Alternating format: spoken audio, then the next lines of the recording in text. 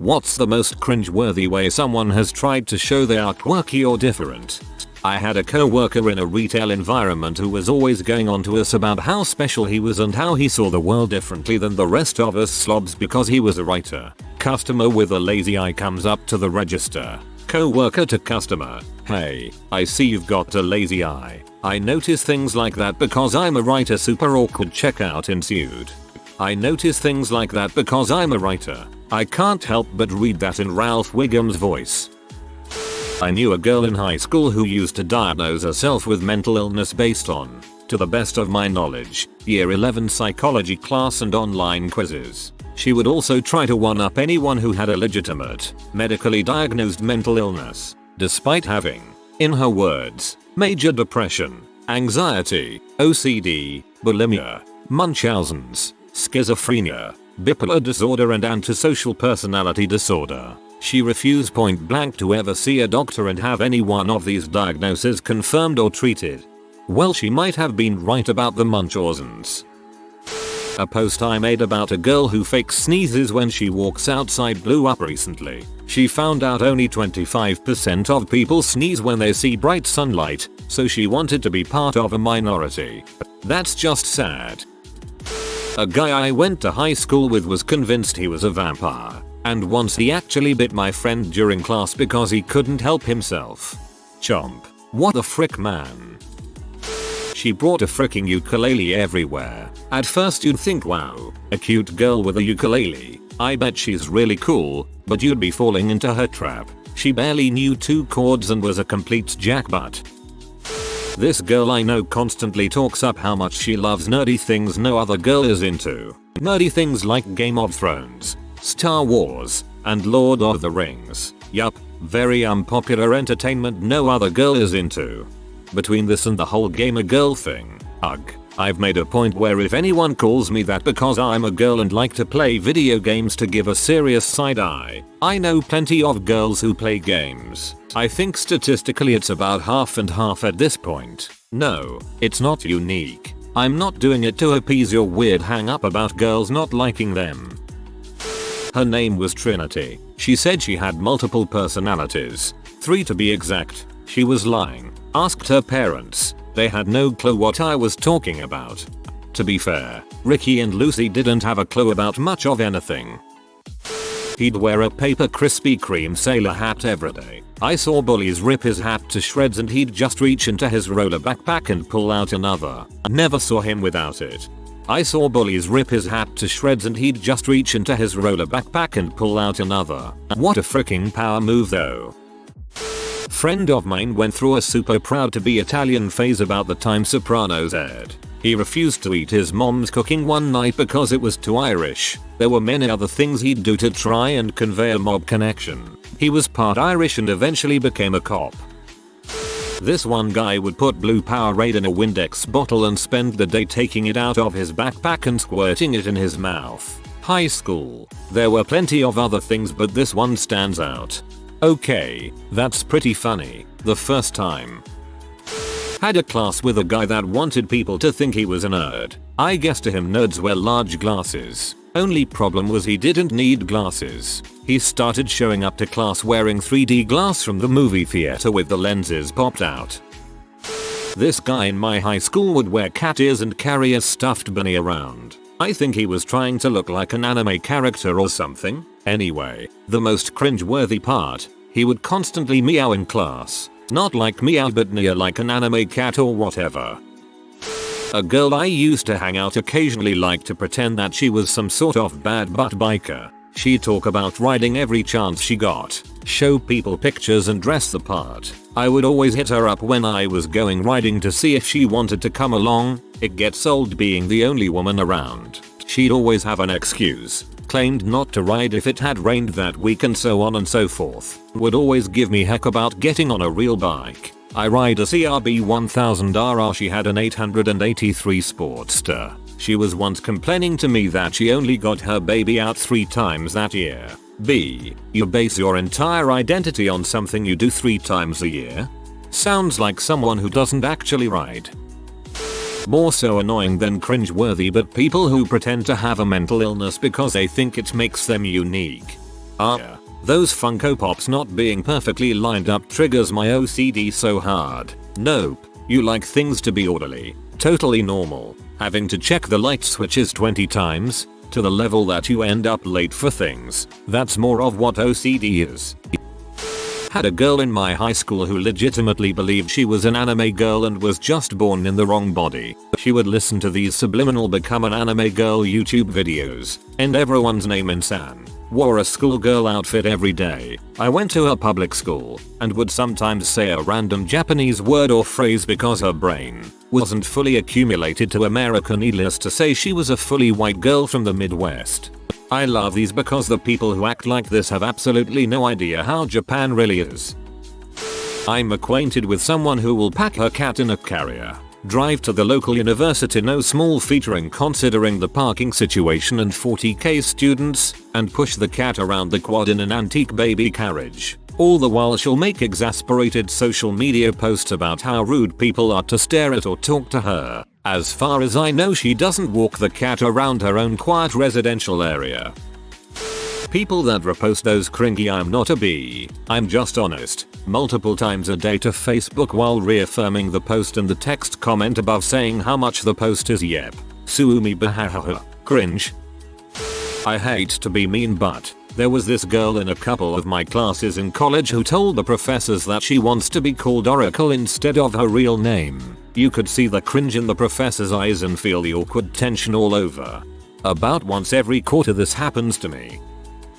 I adopted a WP accent in high school. I already had a bit of a posh voice from going to elocution lessons, but I went full 19th century British aristocrat sometimes. I went to school in regional Australia too. Also bought a pocket watch to look posh. I do actually like pocket watches, but I knew why I did it. No. As a Brit, this one really makes me cringe. The scene. German class. The teacher. Someone who escaped the DDR, East Germany, when she was young. The actor. An obese guy with a neck butt, skinny jeans, and pink shoes who said, "Oh, you're from East Germany? I'm a communist, too." I'm so glad he dropped the class. For a second I thought they escaped Dance Revolution. The dysfunctional veteran gear. I hate that crap so much. Typically worn by a guy that maybe got through basic before they were separated or kicked out for underage drinking. I'll see guys in my classes wearing it, always talking about crap that has nothing to do with the class I'm taking. Meanwhile I'm just thinking, I get it, dude, bro. Now STFU and let the professor get back to the lesson plan. I know someone that is a habitual funeral goer. Anytime someone remotely affiliated with them passes, especially in the town we live in, they are all over social media proclaiming how devastated they are and how close they were to the person. More annoying is repeating the same story over and over about their one interaction with them or whatever. Like tries to get super close with the family at the time and then trails off after the hype from the death is over. Just had a long talk with a family member about one of our other family members who always wants to be the first to tell people about someone passing away. Always posts it on Facebook as soon as they find out. And always acts like he was super close to whomever passed away. Then, when people start telling him sorry for your loss, he'll throw in a please pray for their family. I was talking to a classmate on the bus and she hauled out her sketchbook to show me her original character, which was a bear that vomits corpses. She related all of this to me in a very loud and carrying voice. I mean, I want to know the backstory. This one girl in my high school would accidentally laugh so hard she'd fall out of her chair. It started when it happened once in class as a real accident and was funny, but when it started happening every other day and in multiple class periods, it got old real quick. Reminds me of that SpongeBob episode when he rips his pants. Tim, who in 2007 dressed like he was hosting a Nickelodeon game show in 1994, was always around. He thought it was shtick, but he would flip your words around on you. The Yankees are your team, huh? What do you own the Yankees? Did that not stop? Finally someone asked if he was 7 years old and knew how to talk like an adult. Tim then disappeared faster than Drax at the end of Infinity War. 12 years and I haven't seen him since. Bumper stickers. Lots and lots of bumper stickers. If I see more than 2-3 on a car, like okay, you support a political candidate and love your Doberman. Cool. I just assume the person driving it is insufferable. If they're that insistent on showing their opinions in public to strangers, imagine how they are privately. I once saw a car with so many bumper stickers it covered their entire trunk and back window. Not sure how that's not illegal, but either way I was embarrassed for them. For me it depends on the bumper stickers in question. If they're all political, or they have 5,000 I love my dog, or the like, that's probably unbearable. If it's instead a bumper full of state country souvenir bumper stickers, that doesn't bother me as much. I knew a girl who wanted to be a manic pixie dream girl type. After some exposure to her, I realized that meant she was flaky, had erratic behavior, and displayed some traits that implied she was mentally ill. I'm so happy she's out of my life. When people say that they only listen to The Greatest Showman or that the only type of music they like is The Greatest Showman 1, that's not something to brag about. 2, that doesn't make you special. A lot of people like that movie. There are better musicals out there tbh. My ex was a one-upper and always had to play devil's advocate or bring attention to himself. He was a self-proclaimed anarchist. He carried several knives on him, only drank coffee, claimed smoking helped his ADHD, invalidated everything I said, just needed to vent about, always making fun of people, rudely in public and yelled at me for being embarrassed, refused to get a job because he didn't want to work for the man, was absolutely convinced the FBI would break into our house and haul us off to camps. What he won't tell you. I worked a crappy retail job to pay for our rent. I did the grocery shopping and cooking. He used food stamps, and he used all his school money on bug out bag gear. Oh, and the real reason he didn't drive was because his license was suspended, not because he didn't want to drive. 24-year-old me was a freaking idiot. Ugh. I think I broke up with your ex in '96. When I was 11 in Arizona, in 1997, my friend Barbara used to fake a British accent, and when we asked her about it she said it was because her ancestors were British. Yikes. Anytime I hear the words "I'm not like other girls" exit someone's mouth, my eyes roll back into my head so far my irises pop back out the bottom. Like, I am a woman. The best part about women is how freaking varied we are. We are all different. It's awesome. But I can be different from the lady next to me without crapping all over everything she likes. She wears short skirts. I wear t-shirts. She's cheer captain and I'm on the bleachers. Myself. I did Naruto hand signs in PE at school when I was younger and pretended to know Japanese. As you can probably imagine, I had loads of friends. There's a regular customer where I work who I like to call midlife crisis. She's in her late 30s, early 40s, and she acts sort of like a ditzy blonde character from a high school rom-com, and it pisses me off so much, especially since she is also a chronic complainer who doesn't leave until you sort out her trivial issue of the day. Granted, this was in first grade, so you can maybe give the little kid some leeway on what's cringy, but I still remember it clearly. He said, apropos of nothing, "Wanna see something funny?" to a group of about 3 of us, including myself. Then he suddenly flopped backwards onto the floor and wriggled about furiously on the carpet like a freshly flipped over cockroach for several seconds. Every storytime animator on YouTube ever, they try to have this "I'm an awesome introvert who's a good person but also extroverted when I talk" personality that ends up coming off as insincere. This, while I am subscribed to a couple of them, they can come off as really fake, and heck, they're not really that nice of people. They have, on more than one occasion, shown themselves to be complete bastards.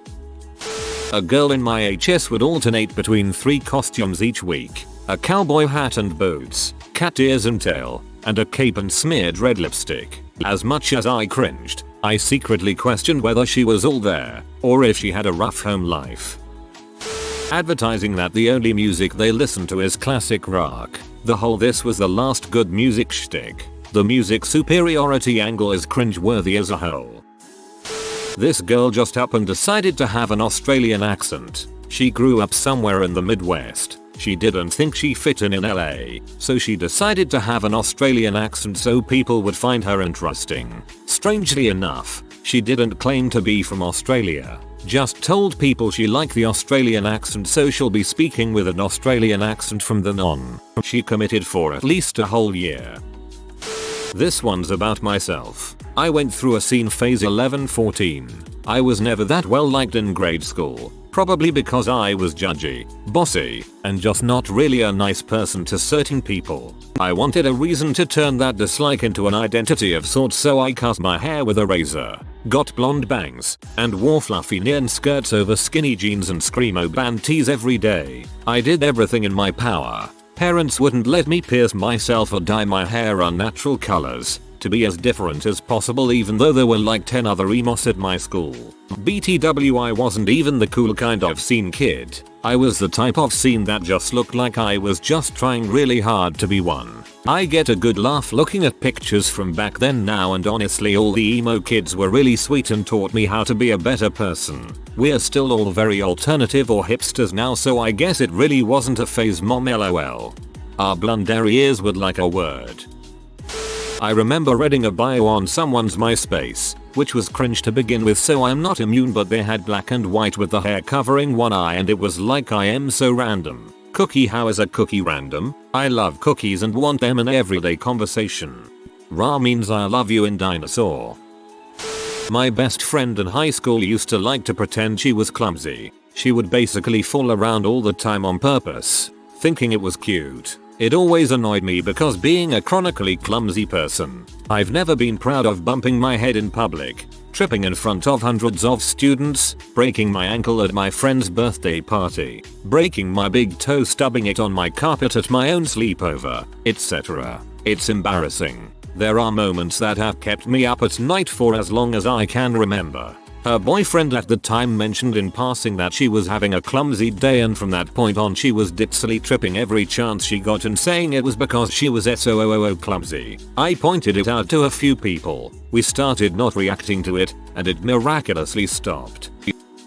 I used to have a co-worker who fakes tripping all the time, especially after meeting someone new. I was a supervisor, so I would introduce him to employees and customers from time to time, and within minutes he would act like he nearly tripped and make a laugh about it. He's 45-year-old at the time. Ex-girlfriend of mine used to love building her ego up about how she was so much different than other girls. It came to a point where she was flaunting how cultured and tolerant she was that she was dating a Mexican. It got so bad that some of her co-workers and friends didn't even know my name. They just called me so-and-so's Mexican boyfriend. The worst part is I've never once in my life been considered Mexican. I'm third generation and half German. Never not been an American.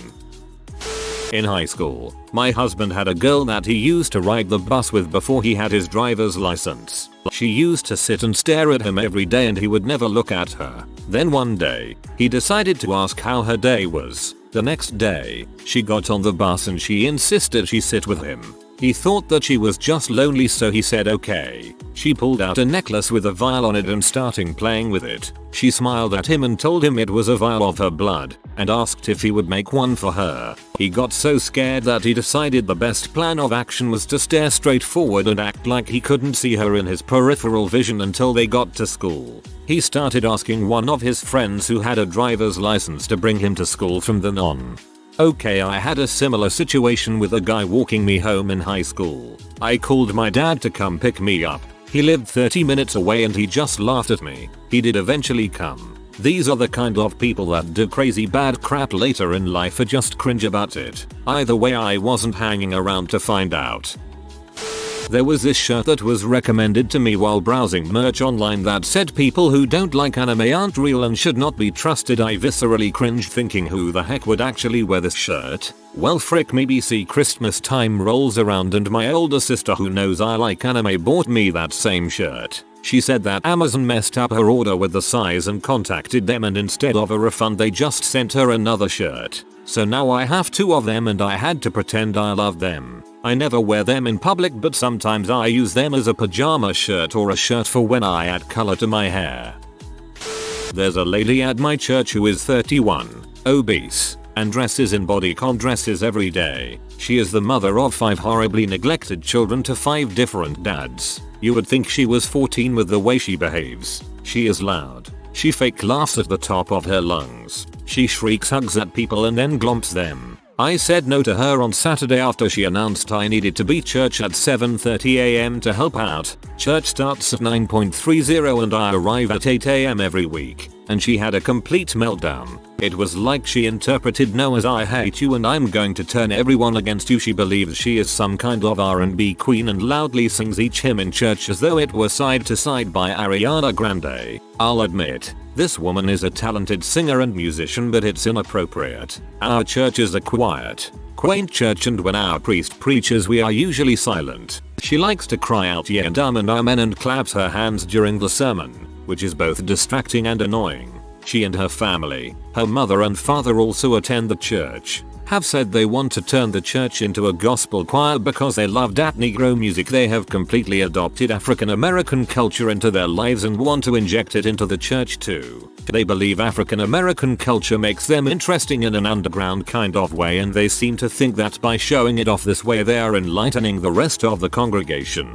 They have bombarded the church's Facebook page with videos of gospel choirs and gospel churches, and each time they act like they're presenting us with an incredible rare treat. But one is impressed. The videos don't get any likes or any comments. But the most irritating thing is, this girl and her family aren't even black. She needs to go to South Africa and see why you shouldn't fake culture. If you are new to the channel, you can subscribe. I publish new videos every day. Until then, check another video.